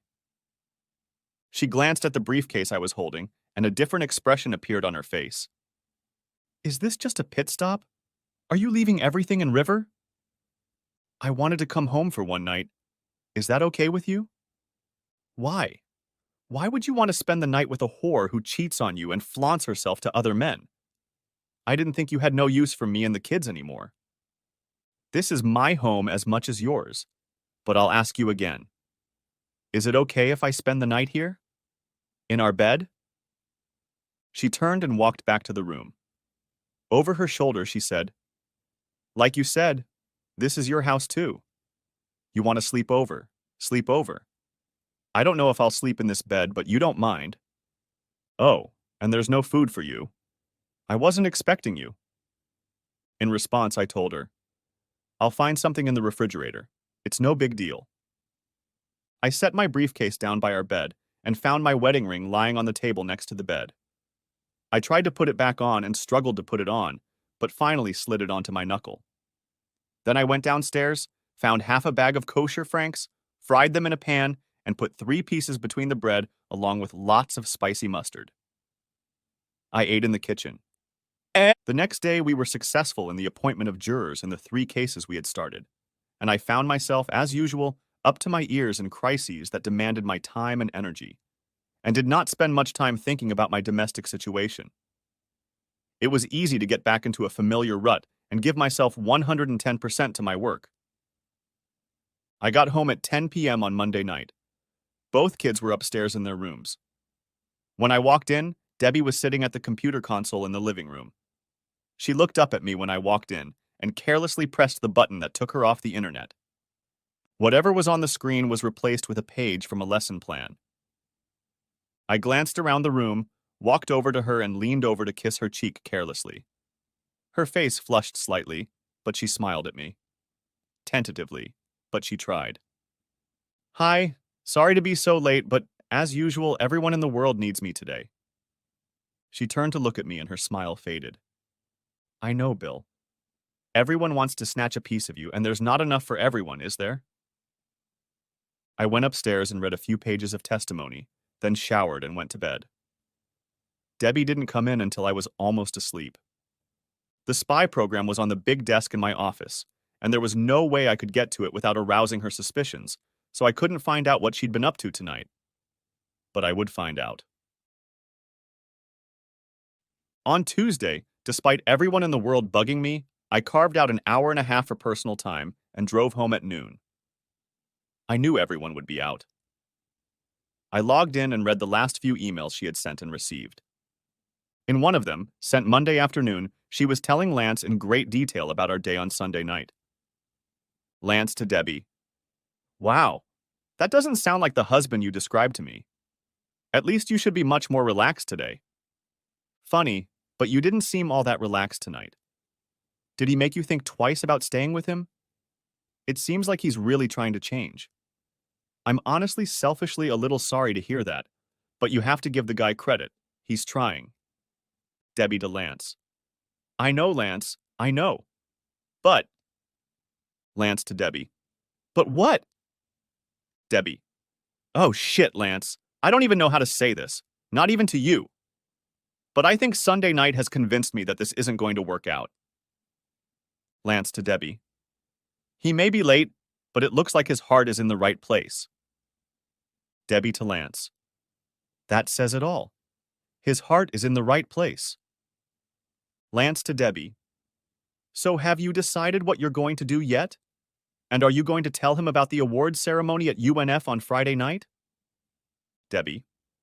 "I haven't decided yet, but it won't be anytime soon. No, I'm not going to tell him about the awards dinner. I'll tell him it's just business and that it's not advisable for spouses to go there. But I have to be there. I don't want you to be honored as one of the two. Best new young faculty members in the department without your best friend present." Lance to Debbie. "You know I want you there. Without you as a friend and mentor, this year wouldn't have been nearly as much fun." Debbie to Lance. "Don't use that word, mentor. It makes me seem so damn old." "I don't think you think I'm old, do you?" Lance to Debbie. "No, definitely not.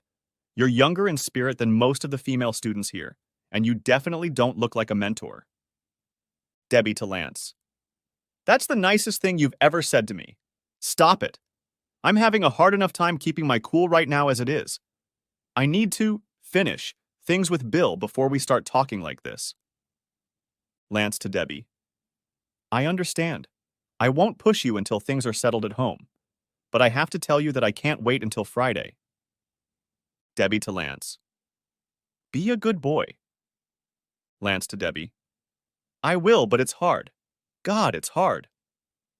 Debbie to Lance. "I know. You forgot.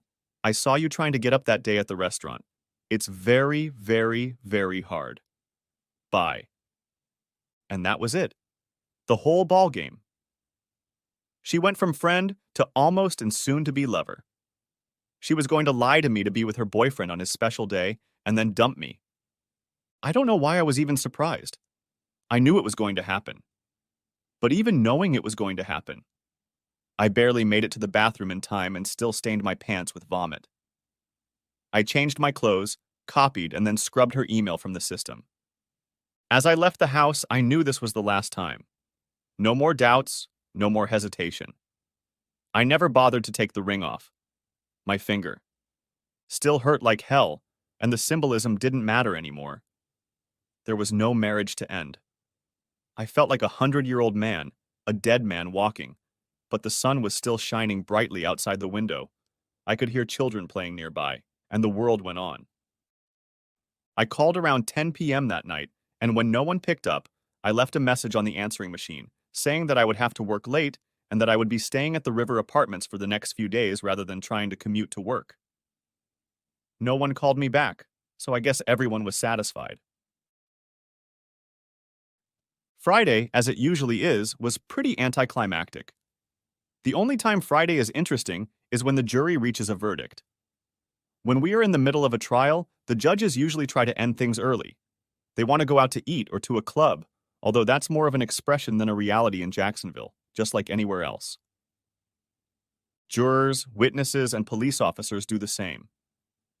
So things usually quiet down by mid-afternoon, and by 5 p.m. the courthouse turns into a ghost town. I was home by 6:15 p.m., and I had to break a bunch of traffic laws to get home that early. When I entered the building, Bill Jr. was outside getting into a friend's car, and Kelly walked past me on her way out. As she did so, she smiled slightly at me. She was almost embarrassed. And that shouldn't have surprised me, I thought. She was old enough to see what our marriage was like, and I was sure she'd gotten wind of her mom and the young UNF professors. Friendship. I wondered why she didn't try to warn her old man. But when I saw the embarrassment on her face, I realized that I was the one who embarrassed her, not her mother's relationship with another man. So far, I was 0 for 3 when it came to love from my family members. As I entered the house, I saw Debbie coming down the stairs. She was gorgeous and clearly a little scared. She had clearly tried to get out of the house before I arrived. "Oh, Bill, I thought you were coming home later." "You know, or I thought you knew, that on Fridays I usually leave early unless there's a verdict. It's all wrapped up. Where are you going, dressed so nicely?" She was wearing a black dress. It was elegant and too dressy for any college event I was familiar with. "Oh, there's an event. It's kind of a mandatory event for college employees. I just felt like dressing up. But it's a business. I don't think any of the spouses are coming. Look, you've been working so hard all week. I didn't think you'd want to spend an evening on speeches and college administration. Why don't you relax, order a pizza, and we can make plans for the weekend when I get home. I'll try not to be late." Just for fun, I almost insisted that I wanted to go with him, even if it would be boring as hell. But I dropped the idea. "Okay, babe. You really do look amazing. Every guy out there is going to love it. But look, do what you have to do. Don't worry about getting back early. I know how these things drag on forever. Stay up as late as you want. I'll probably go to bed early tonight. We'll figure something out tomorrow." She smiled in relief and gave me a sisterly peck on the cheek. She started to say something, and I wondered if some lingering guilt had crept into her head about what she was going to do tonight. But it wasn't enough. She turned and walked out the door. She was already outside and didn't hear me say, "Goodbye." The UNF campus is huge. You can drive all around campus on a winding road, and she led me to the UNF Arena, a huge structure where graduations, basketball games, and many other events were held. I showed the campus police officer my ID and parked in a secluded lot on the other side of the road. For a purely business event, there were many smartly dressed men and women entering the building. I didn't have an invitation, but with my ID and the comment that I was Professor Maitland's husband, I was let in. There was a podium at the far end of the hall, and many. Tables for 4 to 6 people were set up around the perimeter. I noticed there was a cash bar on my side of the building. There are stadium seating areas on both sides of the concourse, and I headed towards the bar. But before I reached it, I stepped into the seating area and climbed almost to the top. I was alone and had a bird's eye view of the crowd. I spent 10 minutes scrutinizing the crowd with the small binoculars I had brought with me before I spotted her. She was sitting at a table with 5 other people, 3 men and 2 women, just a few yards from the dais. Well, if Doug Lance are in line for the award tonight, it makes sense. Doug was tall, slender, and dressed in a tuxedo. They sat close together, his arm resting on her shoulder. He tilted his head and whispered something in her ear. I glanced at the 2 couples with her. Judging by the looks my wife and Doug were getting, they were an accepted couple. I now realized how I had been looked at on the rare occasions over the past 3 months when I showed up at any university event next to Debbie. I'd watched from the top of the stadium as they laughed, whispered to each other, made those little touches and gestures that characterize lovers everywhere. It was obvious by their body language. A couple times they even fed each other while intertwining their hands.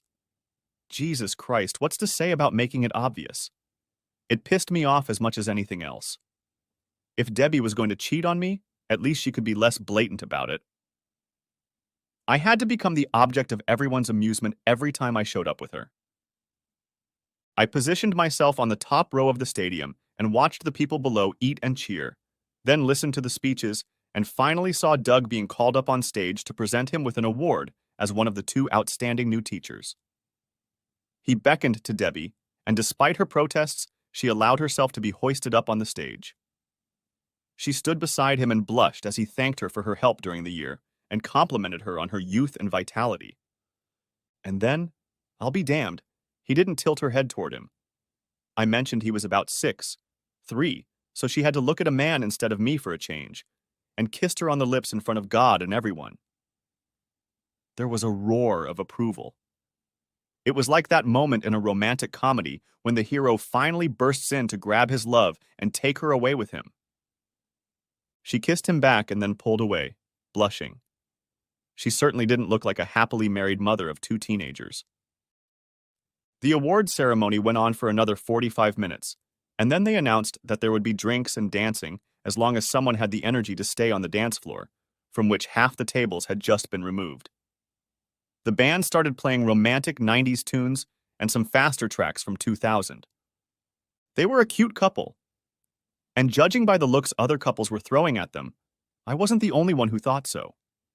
I wondered what those who knew she was married thought about what was going on.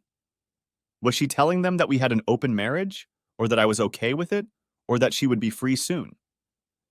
Or maybe the academics just didn't care about outdated concepts like marital fidelity. I took a deep breath and stood up. Time to put an end to this trashy melodrama. I headed toward the dance floor and made my way through the dancers. I was dressed in a suit but no tie, so I stood out as I passed among the men in tuxedos and the women in evening gowns. I caught whispers and murmurs as I made my way closer to my wife and her boyfriend, and realized I had been noticed. Then they were in front of me, so deeply immersed in looking at each other that they didn't notice me until I said, "Congratulations, Professor, on your award and on stealing my wife, all in one night." They stopped so fast they almost lost their balance. Debbie stared at me, eyes wide with surprise. I almost laughed at her expression. Doug's mouth dropped open for a moment, shifting his gaze from Debbie to me and back to her, as if he couldn't believe his eyes. Bill," Debbie finally said quietly. What, what, what are you doing?" Then shock began to turn to anger. Her mouth clenched, and she said, "Why, Bill? I told you the spouses weren't coming tonight. Why didn't you listen to me? Wait for me at home." At this point, I couldn't help but laugh. "And miss the whole thing, baby? Come on, I would have paid admission to see that. How often does a husband get to see his wife kissing and loving another man in front of thousands of other people? I can't accuse you of false modesty. You're not hiding anything, except from your husband." Doug stepped between us, raised his hand to push me away, and said, "Mr. Maitland, I'm sorry to meet you this way, but I hope you won't misunderstand me. Debbie is only here because she's my mentor." I smirked, feeling all my good feelings turn to a rapidly growing rage. "Oh, I'm sure she's taught you a lot, Doug, but I'm also sure you're a fast learner." Debbie stepped closer to me and whispered under her breath, Bill, don't do this. Not here. Not right now. Not in front of the people I work with and for. So it's okay for you to kiss him, rub up against him, and in all but name, be his girlfriend in front of people who know you're a married woman, and I'm an asshole for showing up to ruin your fun? You're talking nonsense again, Bill. Nothing of the sort happened. Now the other men were close enough for me to realize that our conversation was being overheard and would be the subject of gossip at the water cooler for weeks, if not longer. I lost my smile and just stared at her, the way I'd stare at a murdered man who'd been lying dead and messed up for weeks, and told her, You stupid bitch. I've been here all evening. I've seen you making nice. I saw you feeding him, bitch.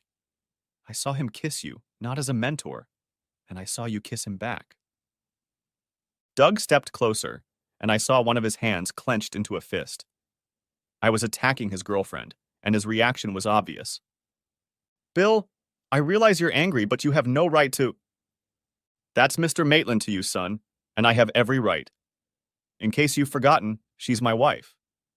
Maybe not for long, but I'm the guy she's supposed to kiss and love, at least until she tells me she wants to leave. That stopped him for a moment, and Debbie blushed, realizing that a crowd was gathering around us. By the way, you teach business, right? Do you teach business ethics? What are the ethics of moving in with a married woman, breaking up a marriage? Maybe not a happy one, but it was a marriage. I could see he was losing his composure, his hands clenched into fists, but he was trying.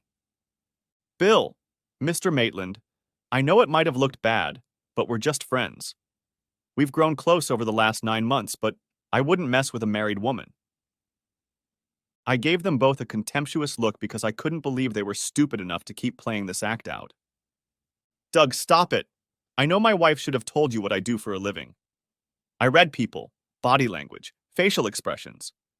You're in love, or at least want to entertain my wife, and she's more beautiful to you than you are to her. I could say the devil made me do it, but truth be told, it was probably just 2 weeks of simmering rage that launched my right fist into his face at that moment, but I moved as if in slow motion. He just leaned back casually, and then his right hand, clenched into a fist, hit me on the right side of my face and sent me stumbling backwards.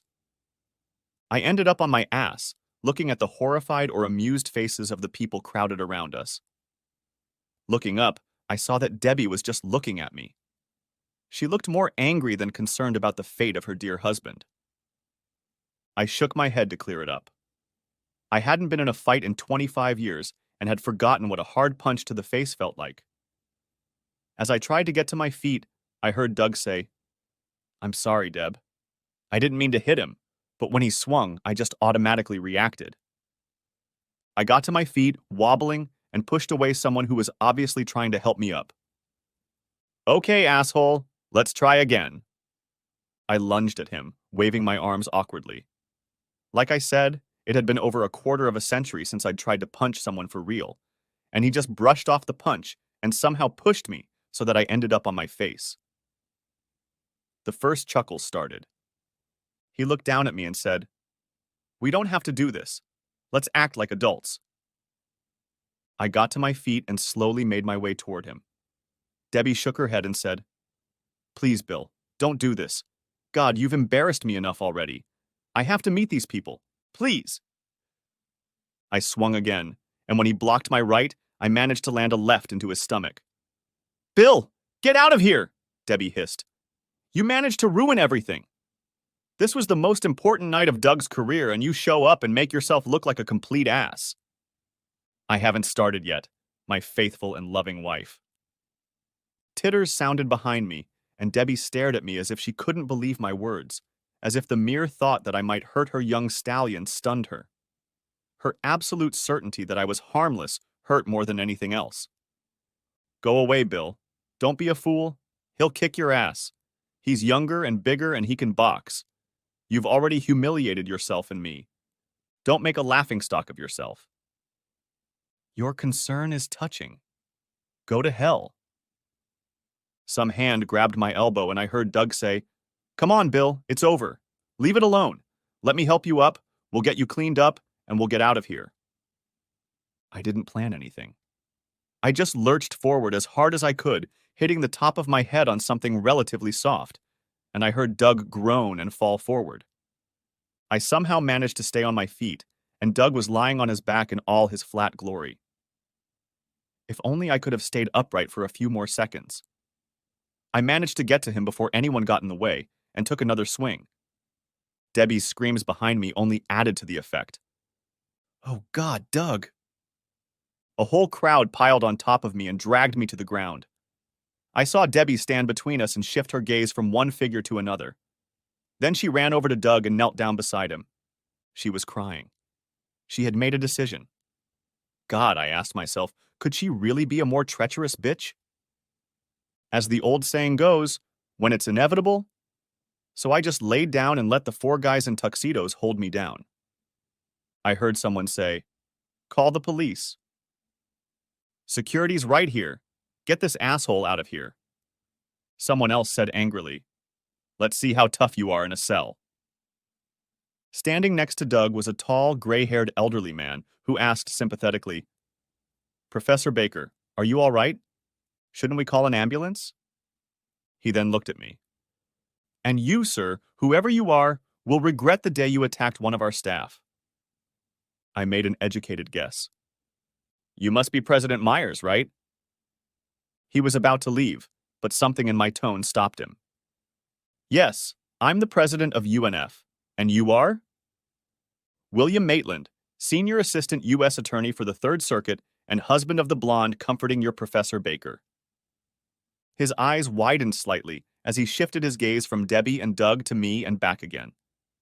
He may be an old fossil, but he was fine with his information processing speed. "In that case, Mr. Maitland, I wouldn't want to be in your shoes. You're an officer of the court attacking a man in full view of hundreds of people. That's not good. But I suppose we could show some leniency." "I think, President Myers, that your ass and the ass of your institution will soon turn to grass, and I'll be a lawnmower." His face tensed. He wasn't used to being addressed in that tone. I knew he belonged to the old money and had social and business connections stretching from Atlanta to Miami. That was why they had chosen him to be president. "I don't understand." "Why don't we go somewhere and I'll explain it all to you before you and this establishment get into a whole bunch of shit?" He didn't like it either, but he wasn't stupid and was used to making hasty decisions. Nodding, the two men jerked me to my feet. We walked to the back of the building where there were signs for the restrooms. I noticed that Myers and Doug and Debbie were practically frog marching beside us. When we got far enough back to talk in relative privacy, we stopped and he said, "Okay, Mr. Maitland, explain yourself." Doug had almost completely stopped bleeding, but he was still in pain. Debbie put her arms around him, and if looks could kill, her gaze would have made me go to my grave. "I don't know how closely you're watching what's going on, but I don't think you're stupid. It's quite simple. My wife has been very close to Professor Baker for some time, too close for my taste. I know that the other day he drove her home and kissed her in my driveway while she was wearing a very provocative outfit. I know that she behaved in a very loving and intimate manner with Professor Baker, both on and off the dance floor. And as you said, I have hundreds of witnesses. I know that he kissed her tonight in front of many of your staff, and I heard them applauding and oohing and ahhing when he did so. I don't think I will have a hard time convincing a jury when I sue UNF for alienating my wife's affection that her behavior was common knowledge." I felt like Debbie was about to jump out through the space separating us. She might have started foaming at the mouth. "You bastard," she said loudly. "President Myers, my husband suffers from mental problems. Specifically, obsessed with the idea that I've been unfaithful to him. It's all in his head. There is absolutely nothing objectionable between me and Professor Baker. Don't listen to anything he says. Please put him away." Myers looked at her and said softly, "I would be inclined to agree with you, Professor Maitland, but unfortunately for you and Professor Baker, I was on the stand and witnessed the two of you showing each other your feelings, and especially that kiss. I got the impression that no woman in her right mind would do such a thing, unless she had an understanding with her husband, and you clearly didn't. He looked at Doug and shook his head. As for you, Professor Baker, I am disappointed. I thought you were an up-and-coming addition to our faculty. But regardless of whether there was anything inappropriate between you and Professor Maitland, the fact remains that you should have had the common sense to avoid the appearance of inappropriate behavior, and you obviously did not. I will have to reconsider your future role at our university. I somehow managed to avoid laughing at the expressions that appeared on their faces. Myers looked at me again. Regardless of our future internal operations, Mr. Maitland, the fact remains that you are in a much more vulnerable and dangerous position. If we report this, I believe you will lose your position with the state's attorney's office, possibly lose your license. Why don't I just call the police? You're right. I could be fired and lose my license. But if that happens, I'll sue the university for alienating my wife's affection and acting in a way that caused the destruction of my marriage. Maybe I won't win, probably not. But I am a prominent prosecutor. My wife and Professor Baker are respected academics. And, even more important and relevant to this discussion, my wife is blonde, and Professor Baker is what I would call handsome. When word gets out about the romantic triangle, the alleged adultery, the fact that there is castling going on in academia, I think UNF is going to get a whole world of unwanted media attention. Not the kind of attention you want. Not the kind of attention that will do you a lot of good when it comes to attracting the big money, the old money, the corporate donors that you need to keep an institution like this running smoothly. I stopped, and we all stared at each other for a moment or two. I noticed 4 or 5 university security cops huddled a little further away. Finally, Myers sighed and said, "You really don't care if you win the lawsuit, do you?" Without giving me a chance to answer, he said, "What do you want?" Professor Baker is a freshman, and he doesn't have the academic protection that comes with seniority. Perhaps we can get rid of him. Your wife has more security, but we could make it worth her while to look for a job elsewhere. One of the biggest regrets of my life was that I didn't have a camera to capture the expressions on the lovers' faces. I shook my head. I just want to get out of here and get medical attention. I don't want you to get revenge on either of them. Myers looked surprised. You're an amazing man, Mr. Maitland. Why did you come here and cause such chaos today if you don't want revenge? I looked at Debbie. Her face reflected surprise and an emotion I couldn't define. Doug looked like his whole world had collapsed around him. I doubted his long-term future at UNF no matter what I said. My marriage is over. I know this. My wife doesn't love me anymore. It hurts, but it happens every day. I don't want to destroy her. We have 2 children and I want her to keep her job for their sake. No, I came here tonight because I wanted my wife to know that I'm not a complete idiot, that she can't leave the house dressed for a hot date and feed me some nonsense about going to a boring scientific meeting that spouses aren't invited to. As for Professor Baker, well, I don't really blame Baker. He's a bastard for flirting with a married woman, of course, but I'd take after my wife too if I wasn't already married to her. She's a fine woman. So I didn't want to ruin his life. I just wanted a little revenge for him stealing my wife. He cast one last look at me, said, "You're an interesting man, Mr. Maitland. Please don't come back here again," and walked away. The small crowd dispersed, and Debbie started to walk away with Doug Baker, but stopped and came back to me. Her dress and handkerchief were covered in blood, and the fire in her eyes had faded and turned to wary sadness. Thanks, I guess, Bill. I have a job, but I don't know how long I have left in my career. All this shit, and for what? It's all just in your mind. I'm not having an affair, and despite what you've seen, Doug is just a friend. She took a deep breath, then caught my gaze and said, "Don't come back to the house tonight or any other night, Bill. I'm going to get a protective order to keep you away from me and the kids. You've shown that you're a dangerous man, and I question your mental stability. I think we need to officially part ways, at least for a while. I don't know what will happen to our marriage, but we need some space and time before we do anything permanent. You can make arrangements with the sheriff's office to come and pick up whatever you need." And with those words, she left with Doug and I headed back to the river. Next chapter. A week went by and there was no word from Debbie and the kids. Of course, I hadn't tried to call them, but they hadn't called me either. So we were even. I had set up a temporary home at the river condominium, but knew I would have to find a more permanent place to live. It was around noon on Friday, and the case of the sailor who shook his daughter to death was coming to an end. We would likely reach a verdict in time for the presiding judge, Herman Herring, to leave in time for the premiere of a new play at the Times Union Performing Arts Theater. A junior associate, Billy Parker, made the first run, and defense attorney Bob Becker made the final defense argument. We had a break until we got one last opportunity to address the jury. During the break, I snacked on a sub I ordered from the sandwich store downstairs at the courthouse and tried to make a tactical decision. Parker did a good job during the first closing or final argument. He laid out the case and the evidence against the young sailor Van Horn clearly enough for the jury to have a good idea of the case against him. Since Becker, the hotshot from New York, had put Van Horn on the witness stand, we had one last bite of the apple left.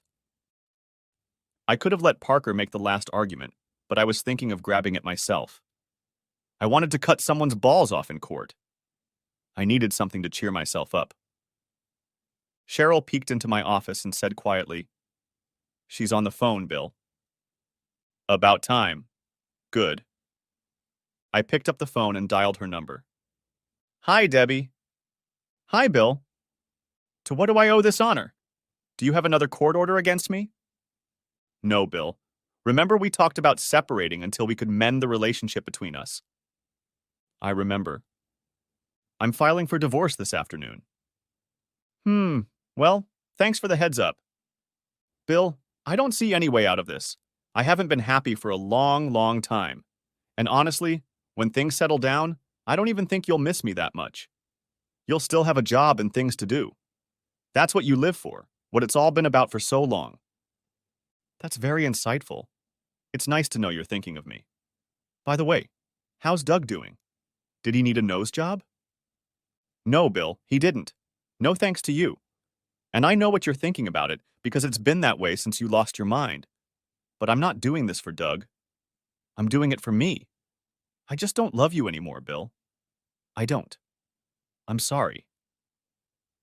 "That's all you needed to say, Debbie. I'll get a lawyer and have my boyfriend call your boyfriend. Have a nice life." I hung up the phone. I sat there trying to sort out my feelings. At least I wasn't nauseous. This was all so sudden. Almost 20 years of my life ended with 1-minute conversation. It was supposed to rain under an overcast black sky. But it was shitty. It was just another day. I called Cheryl on the phone. When she walked in, I told her, "Call Parker. I'm picking up loved ones. Van Horn has a date with the death chamber." I took a few bites from the sub, but again, I wasn't that hungry. I tossed the leftovers in the trash can, stood up, grabbed my briefcase, and headed for the door. Before I reached it, Cheryl was already standing in front of me. She just pointed to my face. I didn't get it. "What? Do I have something between my teeth?"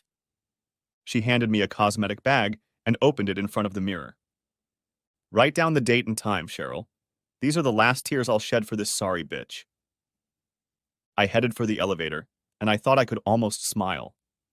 For the first time, I felt sorry for that son of a bitch Van Horn.